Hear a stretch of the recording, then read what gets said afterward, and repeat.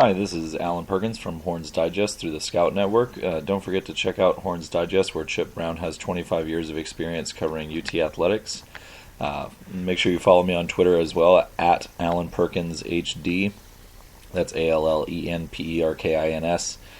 Also, check out my YouTube channel. If you just type in Alan Perkins HD in the YouTube search bar, my name should be the first to come up for my channel, and you can check out where I do kind of film study, and the podcasts are on there as well. Apologize for my voice. I'm a little bit under the weather. So today's topic is the college football playoff, the final rankings that came out this past Sunday. Today is December 7th, Wednesday, and I just wanted to get into the argument for both sides for Penn State, and also talk about Washington, Clemson, and Ohio State as well, as far as who was deserving or who was the best team or what have you. So I'd love to hear y'all's thoughts on this topic, because if y'all just want to post on the YouTube page or something along those lines, because that's what makes college football great, is the conversation and the controversy and the passion of the sport. And I will say that I feel strong about my convictions. I spent a lot of time researching the team schedules and resumes and all that, but there is fact coupled with opinion in this argument, so there's not any 100% correct answer in my mind, regardless of what stance anyone would take. So it can be spun in many different ways, and I'm open for discussion and debate. So I want to go over the guidelines for the college football playoff real quick from the college football playoff website. It says that, and I quote, "The selection committee ranks the teams based on conference championships won, strength of schedule, head-to-head results, comparison of results against common opponents, and other factors." So I think the key there is other factors, because they basically open themselves up to saying anything. And then it also says, and I quote, "Every FBS team has equal access to college football playoff based on its performance. No team automatically qualifies." So other factors and the terms "no team automatically qualifies" I think are the biggest things. And again, if you just go to the college football playoff website, you can look up all of their parameters and guidelines and what they hold themselves to. But they value, the college football committee values the conference championship, but it's not an end-all. It's not a, oh, you won the championship, your team won the championship, or this team won the championship, now they're automatically in. They don't think that way. So, in my opinion, that's good, and I'm going to talk about that, why I think that's good at the end. So, to me, people complaining that Penn State should have been in the playoff against Ohio State, if a fan is arguing Penn State versus Ohio State, whose resume is better or who's more deserving or who's the best team, to me is kind of silly. I could understand more really an argument against Clemson or Washington personally, more so than Ohio State. So I'm going to tell you why. So first off, it needs to be clear that everyone remembers that Penn State lost 49-10 against Michigan. Michigan beat Penn State in the middle of the year by 39 points. I'm going to say that again. Penn State lost by 39 points to Michigan. Have you ever seen a team make a BCS championship game or a playoff game having lost by 39 points? The only game that I can remember is Oklahoma losing to Kansas State in the mid-2000s in the Big 12 championship and then still making it in. But one of the reasons why they still made it in is because they had a dominant run the entire season and they were undefeated going into that game, and no other teams really matched in resume from what I remember. So it was a little bit of a different situation. And even that was not 39 points that Kansas State beat them by. So that's the number one biggest thing to me. Also, if Ohio State doesn't beat Michigan, then Penn State doesn't even win the division. Michigan would have won the division, and Michigan would have been in the Big Ten championship. And I know it's a moot point now, but I'm just saying Penn State needed help just to get into the Big Ten championship. So they wouldn't have even won their division either if Michigan would have beaten Ohio State, or if some people out there are saying that Michigan technically did beat Ohio State because they weren't fond of that spot in overtime at the 15-yard line that Ohio State got. So that's something else to be considered. When Penn State beat Wisconsin in the Big Ten championship game, they won by 7 points, which was the exact same amount of points that Ohio State beat Wisconsin by in Madison. Ohio State beat Wisconsin by 7 also. And everyone, or I'm assuming everyone knows that's listening, that Penn State beat Ohio State in Happy Valley in a comeback victory. So obviously head-to-head, there's no argument there. But the problem is you're arguing Penn State has 2 losses and Ohio State has 1. If both teams had 1 loss, there wouldn't be a debate, in my mind. But Penn State lost twice and Ohio State lost once. So you can't just throw those things out. The other thing is, too, you have to look at the game and say, okay, how did each game go? Why did a team win or lose? Like, for example, if a team has an injury or something like that, that's something that I think the committee would consider and that reasonable people would consider, because obviously a team isn't going to be nearly as good if they have a great quarterback and that quarterback gets injured or something like that, and they win every single game significantly by huge margins and then lose the one game that the quarterback was injured in. I think in the future the committee would consider something like that. So Penn State beat Ohio State. It was in Happy Valley, and Penn State was trailing late in the game, and they blocked 2 kicks, one that they returned. They blocked a field goal and returned it for a touchdown, and they blocked a punt earlier in the game, and that resulted in a field goal. So that was 10 points that Penn State got. Those were their last 10 points of the game to win by 3. And so that's not even beating a team, really, in my mind, not straight up, but sort of fluky sort of things with special teams blocking 2 kicks. It's not as if Penn State went up and down the field on Ohio State all day long or something. So that's even more so, that's part of the game, and kudos to Penn State for making those plays, and they won the game within the rules of the game, and that's fine. But I'm just saying, sort of a, like I said, kind of a fluky kind of victory. And again, Penn State was at home in that game, so that's something to take into consideration. And like I said, Penn State can't forget the loss to Pitt, and they can't forget the 39-point loss to Michigan.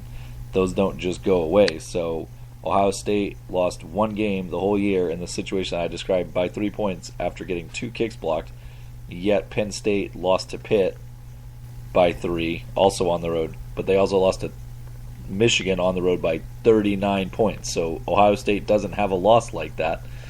So those are 2 very different resumes to me. I don't know where the confusion is on that. Penn State also can't compete with Ohio State's 18-point win on the road against Oklahoma. Ohio State went into Oklahoma and into Norman and dominated that game. Just absolutely dominated Oklahoma, and Oklahoma was the team that ended up winning the Big 12. So that's obviously a very strong victory, and that's an out-of-conference game that Ohio State scheduled. And Penn State's biggest out-of-conference game that they scheduled was against Pitt, and they lost that game. So when Penn State is trumpeting the Big Ten as the best conference in the FBS, which a lot of people say that it is this year, that's great, but that's rather fortunate for Penn State and for Ohio State that the Big Ten was great this year, because the Big Ten has been down by national standards until recently, to the last couple years, based on the perception of the strength of the league. And so Penn State has no control. And I said an 18-point lead. I apologize. Ohio State beat Oklahoma 45-24. So quick mental math, that would be 21 points, actually, that Ohio State beat Oklahoma by 45-24 in Norman, that Ohio State won by. But anyways, I lost my train of thought. I'll just jump forward here. The other thing is, some people were saying, and lots of people say when it comes to the Heisman race or playoff races or BCS races, that, well, if a team loses early in the year, then that doesn't count as much against a team because it's how they're playing at the end of the year, and Penn State did have that situation. But if Penn State gets to have a mulligan, or say those games don't count, or they don't count as much, well, then doesn't Ohio State get to say the same thing on a road loss in the middle of the year? And then that leaves Penn State with still another loss, whichever one you want to pick to say that doesn't count. And then Ohio State has no losses, if you're talking about mulligans that you can just throw away. So that still leaves Penn State in a disadvantage when arguing against the two resumes. And like I said earlier, does the head-to-head matter? Of course it matters. It's quite obvious, and it should be very important. But the problem is that you're not comparing two equal resumes in this situation. You're comparing a Penn State team that lost 2 games, won by 39 points, and Ohio State team that lost 1 game by 3 points on the road. And Penn State's, both of their losses were on the road too. But still, those are not the same thing. So then head-to-head matters less, because that's like saying, well, my team won, not my team, but that's like saying, well, if I'm supporting Penn State, or hypothetical team A, let's just say hypothetical team A. Hypothetical team A won the head-to-head versus hypothetical team B, but hypothetical team A had 6 losses. But they won the head-to-head, so that's all that matters. No, that's insane. You have to look at the whole body of work, not just what happened in one game head-to-head. So I know it's not that extreme, but it's still 2 losses versus 1. And obviously Penn State and Ohio State are in the same division, so they played a very similar schedule in conference. So to me, looking at Clemson and Washington is more where Penn State should be concerned or focusing their frustration, because Clemson had a lot of close wins this year, and they also lost to Pitt, and they lost to Pitt at home by 3 points also, so that's a common opponent, and that's where Penn State and Clemson both have a common opponent where they had the same loss. And like I said, Clemson this year, they played a lot of close games, and they just weren't very impressive. They beat Auburn by 6, they beat Troy by 6, they destroyed South Carolina State, they beat Georgia Tech by 19, they beat Louisville by 6 when Louisville was undefeated in Clemson, they blew out Boston College, beat NC State by 7, Florida State they won by 3 in Tallahassee, that's an impressive win. They blew out Syracuse, lost to Pitt by 1 on a last-second field goal. They beat Wake Forest by 22, and they blew out South Carolina, and then they beat Virginia Tech in the ACC championship game by 7.